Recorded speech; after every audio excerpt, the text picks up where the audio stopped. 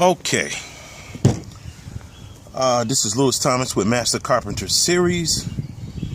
And we're going to deal with the tail, figuring the tail out with the calculator on just simply a piece of paper. Now, because I have so many different hieroglyphs, and this sheet of paper we started out with is so congested, okay? So what we want to work on, see, it's so many lines here. If you haven't been following all the videos, you're not going to know what this is. So what I'm going to do is do a blow up of this section on one whole sheet of paper. And I'm going to show you all the intricacies and the precision and preciseness of how I come up with the tail length for the valley and the hip rafter. The first thing we shall deal with is the hip. That's what we're going to deal with first. So, without further ado, I'm going to draw a blow up of this, and I'm going to try to keep you up to pace as far as visuals and comprehension about what I'm doing. Now, all this other stuff, if you're just joining the video and you're watching this, you got to go all the way back. And I need to label these videos today because, you know, I told somebody I was going to label these videos today, and the day is getting on. The shadows are getting long. And so I'm going to have to do that today so people know what order that this is in. So without further ado, let's jump right into it. Let's jump right into it. Now, what we're doing here, I'm going to draw something here for you. I'm going to make this as clear as possible. I don't care if you have 3,000 questions about not understanding this. I want you to understand it, okay? I want you to understand it. Just a moment. I see something is a little off here with my little setup here. My little camera rig here. So I'm going to put this up a little bit. Tighten that up. See where I'm at. All right. Because I want to scoop my camera down some. But I don't want no shadows on it. Okay, that's good. That's good. That's good. Uh-oh, let me see. Is that good? Still good there? Okay, you can see my old sheet of paper. Good. Now, so what we want to do, first thing we want to do, and I'm going to try to illustrate this as best I can, but I don't care how many questions you got, because your question is going to help somebody else that comes out to this channel. If your question, you know, makes it easier for somebody else to learn. That's what this is all about. So the more questions you ask, the better. You're going to make it easy for somebody else to comprehend. So we got shadows here, as you can see. And so now, I don't want really shadows on here, but we're going to have to deal with it. Or else I'm going to have to move my camera again, which I really don't want to do. So, okay, let's say this right here. Oh boy, they ain't gonna tell me. I got all these pens, one of them better, right? Okay. Now, I'm drawing this right here. And look. This right here is the outside of the subfascia. All right? That's the outside of the subfascia. And then if you go right here, this is the building line.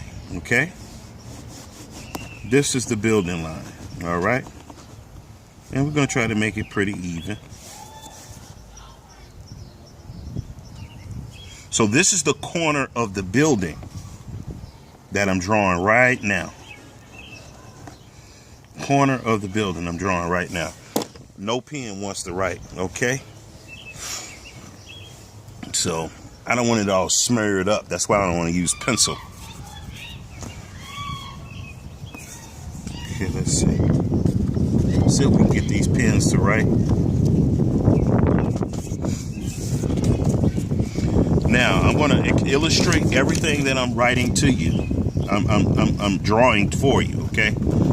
So now you know that this is the corner of the building, the outside corner of the building, or the building line, the outside of the sheeting. I'm trying to make this as clear as possible. This is the outside of the sheeting, and this is the subfascia. The length between here and the outside of the subfascia is 16 inches. Okay, I'm just going to use a pencil. Is 60, because I want this to be neat. 16 inches. Okay, we got 16 inches from here to here, and we got 16 inches on this side. 16 inches here. Okay, ideally. Okay, we got 16 inches this side, and that's to the wall, the sheeting, all the way to the outside of the subfascia. That's very important. I want you to know that. It's not the inside of the subfascia, it's the outside of the subfascia. If you do it to the inside of the subfascia, you're going to mess up all kind of stuff. It's going to be like a train wreck. Okay? You're going to be scratching your head for about 3 hours trying to figure out what went wrong. Now, we know that I might want to, I'm thinking about drawing the width of the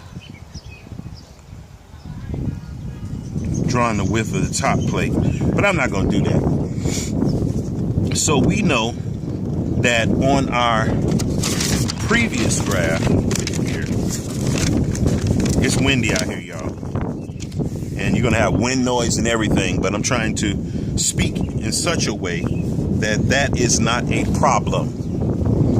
Okay, we know that on this side was our 7/12. We know on this side is our 12/12. And we know that the hip swings on an uneven pitch where you have even subfascias, it's going to swing towards, it's going to sit on the same wall height as the steeper pitch, which is the 12/12. So with that in mind, what we do is we draw that. Okay? And I'm going to draw this pretty good so you guys can really get a good idea of what's going on here. So we're going to do this. We're going to do it extreme so you can get the idea. Okay? So this right here, this line here is the center of the hip. Okay? This is the center of the hip. And this right here is the outside of the sheeting. You know what? I'm going to do this. I can't do it now. But we're going to work with it. We're going to work with it.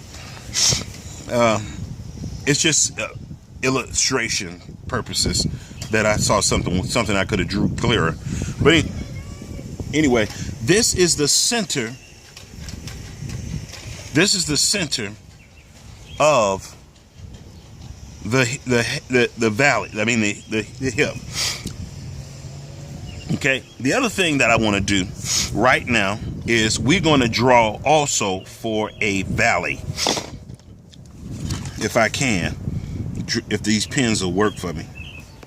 We're going to draw a dotted line, and this is going to be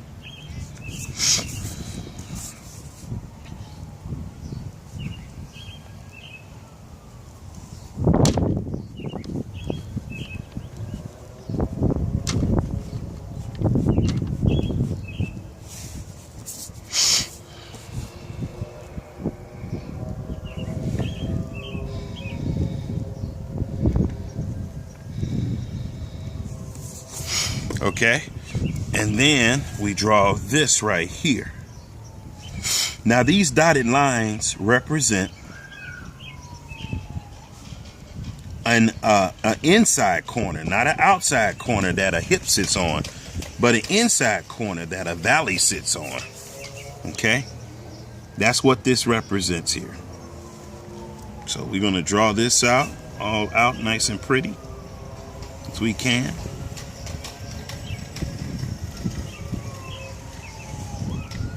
My pen don't want to write here, y'all. Trying to draw a dotted line. I like to draw the dotted line because you don't get confused about what's what.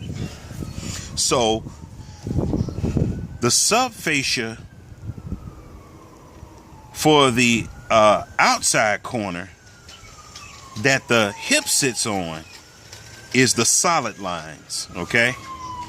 The inside corners that the valley sits on represents the dotted lines. This line right here is the subfascia. I could write subfascia. It's the outside of the subfascia. I just write outside of subfascia. This pen don't want to work. Good grief.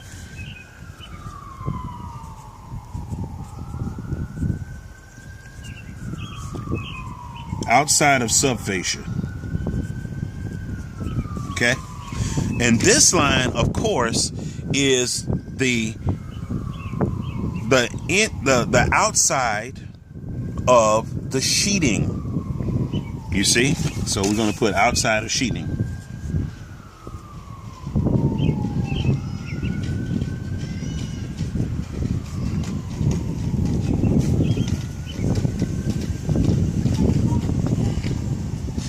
Or the building line.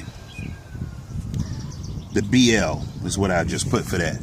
For building line, okay? And the building line for that inside corner is here, here, and the subfascia is here, here. So now we can see precisely what has to happen. So, boy, I'm going to go through this is going to be a lot of detail. Maybe I should just stick with the valley for right now. Yeah, I'm going to just stick with the valley right now because I don't want to make this too long of a video. Let's just deal with the valley. It's going to be hard for me because I want to deal with both of them. But anyway, so now we see that the center of our hip and our imaginary center line that goes up the valley, we see where that's at. Now what we're going to do is this. We're going to take some measurements off our other paper here. We're going to grab some measurements out of here. So we got 11.436, and that's inches. All right.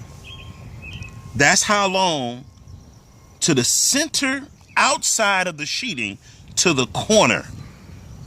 Okay. It's 11.436, which is 11 3/8. And we got this measurement also in feet, and it's 0.953 feet. So we got the same measurement, one in feet and one in inches. I hope that's really clear. Now, we also have another measurement. Now, this other measurement is interesting because this other measurement is the length. The distance of this corner here all the way to the center of the hip. If you're looking down on it perfectly level, from the outside corner to the center, not the side of the hip, is exactly 6.671. Okay? That's 6 5/8. That's all that is. And that's inches. Well, we got the measurement also in feet, which is 0.555 feet. These are the same measurements. One is in foot and one is in inches. I'm pointing at which one is in inches. And I got the inch mark and the foot mark there, so you should be able to see that. So now we go back to this model here. And now we're going to figure out the overhang. We're going to figure out the overhang here. Now, we already know that this is 16 inches. We get that. Uh-oh, you can't see this. Dang. We already know that the distance from here to here is 16 inches. We already know that the distance from here to here is 16 inches. This is how I do this, y'all. Watch this. Come out perfect and exact every time. I'm going to put my calculator here so it doesn't cast any shadows, because the shadows are getting long over here. All right. So what we do, but I do want you to see my calculator. So what we do is this. We know that this is 16 inches. Let me show you how you can do this. Really easy. I'm going to clear my calculator here. I'm going to clear my memory here. Okay. Now, 16 inches plus 11.436. That's what we got to put in here. 16 plus 11.436 equals. So that is 27.436. So I'm going to write that down. Normally I don't write this down, but I'm going to write from here, little brackets here to here. It comes out to 27.436, which is 27 3/8. So we're going to write 20. I'm just going to use a pencil. 27.436. All right.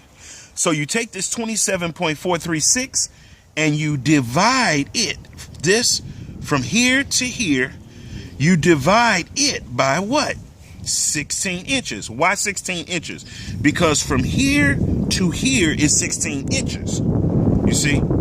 Because it's swinging towards the 12-12 side. It's swinging towards the 12-12 side. Okay? That's why this one is longer. This measurement is longer. It's not a 45 degree here. But from here to here is 16 inches. So you take that 27 inches, 27.436, and you divide it by 16. Divided by 16 equals. And we have a tangent here, okay? Or a secant. We have a secant here. All right? Then what we do with this measurement here, 1.71. Now, I'm going to show you something here. This is how you know that this measurement right here is right. Because here, the secant is 1.714. And I got the same thing. So that means that this hip here is on the same angle as this hip here. So you see, they both aligning. Everything's happening beautiful. So what we do now is this right here with this measurement here.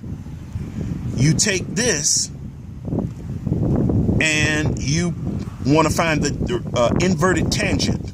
So what you do is you press the second function on the calculator and press tan. And now that gives you the angle that this is on in degrees, which is 59.75, which is basically 60 degrees. That's what you would set it for on the saw. So 59.75. Now, as I told you before in the other video, the steepest pitch, the sharpest pitch, the most aggressive angle on the pitch, that goes to the lowest side of the pitch. So 59 degrees is going to be the bevel that you put on the rafters that are on the 712 side of the roof. Just like you have right here. The 712 roof rafters go here. So on this side, you're going to put the 59 or 60 degrees, 59.75, which would basically be 60 degrees. So what we do is this. We label this. We put a little arch here, and then we put 59.75 degrees, the degree symbol.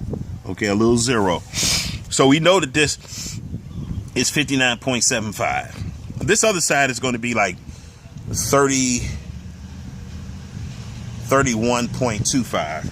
So that's what that's going to be. But but we're not going to deal with that now. So we know that the angle on this side is going to be like 31 because both of these together have to equal 90 degrees. So whatever 90 degrees, 90 minus 59.75, that's what this side is, which is 30, I want to say 31.25. All right.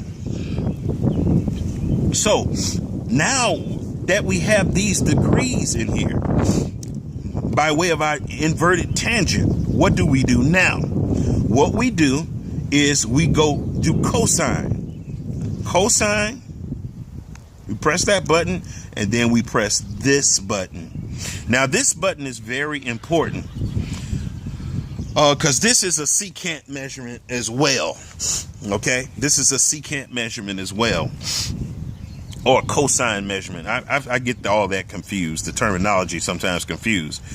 With this measurement here, you take this and you multiply it, subtracting the thickness of the subfascia, because you want, so I'm going to illustrate this to you the best way I can, because we know from here to here is 16 inches. From here to here is 16 inches. And we know that this hip is not going to be hitting on to this subfascia here. It's going to be hitting over here. Okay? It's going to be hitting over here. So what we do is we subtract 1.5 inches from 16 inches and we get 14.5 inches. We take that 14.5 inches. Let me draw that because I want y'all to get a really good picture of this. I want y'all to really get a good picture of this. Let's say that this is 1.5 inches here, okay? We know that the hip is going to hit on this side, okay? Because the rafter is swinging over this side, so it's going to be hitting more over to this side. Although the center of the rafter is going to go straight to the tip of the outside corner of the subfascia. Watch this. So what we do is we take the 1.985 and we multiply that by 14.5, which is 14.5, equals 28.78. What are we going to do now? Watch this. I'm going to show you what we're going to do now. I don't want to be moving my paper all around either.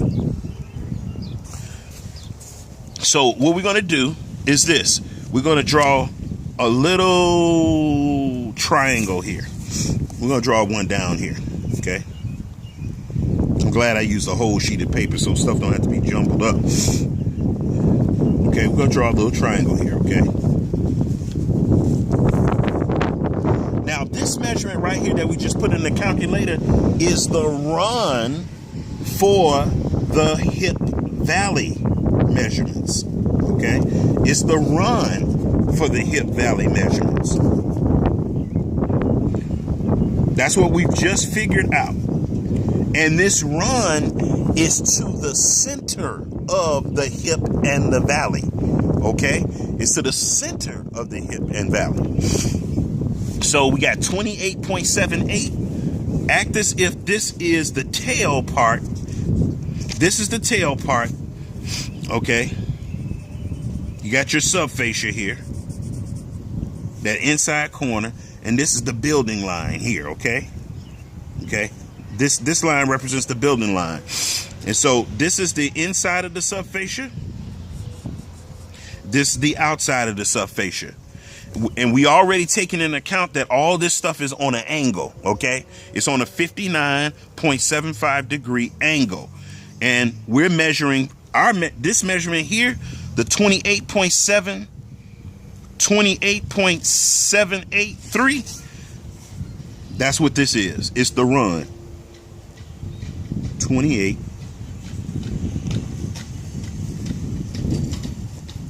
Okay, I want to make sure my paper's on this thing. Right. 28 point, oh boy, shadows are getting me.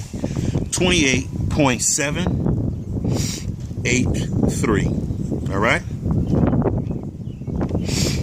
28.783 is the run for the overhang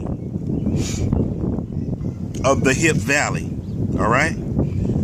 Now, Now the rest of this is pretty easy, actually. We know that this angle here is divided by 16.97. So let's do that. So we're gonna store this. We're gonna store this in the memory. Store 1. Just press store 1, and it's already stored in one of the memory sections, which is 3 of them. Now what we're gonna do is we're gonna take 28.783. We're gonna recall that and divide it by 16.97 equals. Okay. So we divided 28.783 by 16.97 and we got 1.696. Okay. 1.699. Now we take this 1.696, we look at our other paper here. 1.696, and we multiply that by 19 times 19 equals. So the overhang rafter length to the center of the hip and valley, guess what it's going to be? It's going to be 32.226. So we got 32.226 inches. All right. That's what it is. So now you already know what your plumb cut is going to be on this. It's going to be 8.55. Okay. You know what that's going to be. So that's, that's really no big deal right there. Now, the other parts of this is, it's going to have to be like really hands-on stuff that I'm going to have to show you as far as figuring out the tails. See? Now, you may look at this and might feel a little overwhelmed with all the math and the terminologies and all the precision and all that. But I'm going to tell you something. I've seen guys, because they don't understand the theory and the minutia of all these little points, they're kind of limited to certain jobs. They really can't just do any old kind of roof.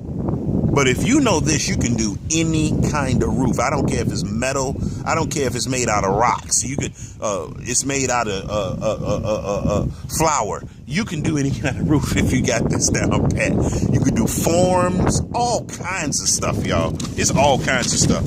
There are many applications to this type of math that I'm doing. So I just showed you. I'm gonna make sure I got everything here.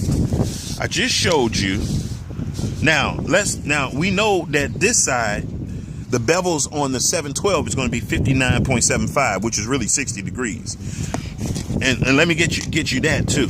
Let's put that 59.75 minus 90 equals, okay, 30.25. I said 31.25, but it's 30.25. So we put a little arrow here to let us know that, so you guys can remember that. And then I'm going to put a little arrow here, okay, for the 30.25, which is really 30 degrees. 30.25 degrees, okay? So we know what our angle is over here. We know exactly to the center. You see, because we understand that the actual rafter, it could be anything. It could be a big beam that's 6x6 or 6x24 hip. It could be whatever it is. It won't even matter, because you got all your angles and bevels and stuff that you can cut on it.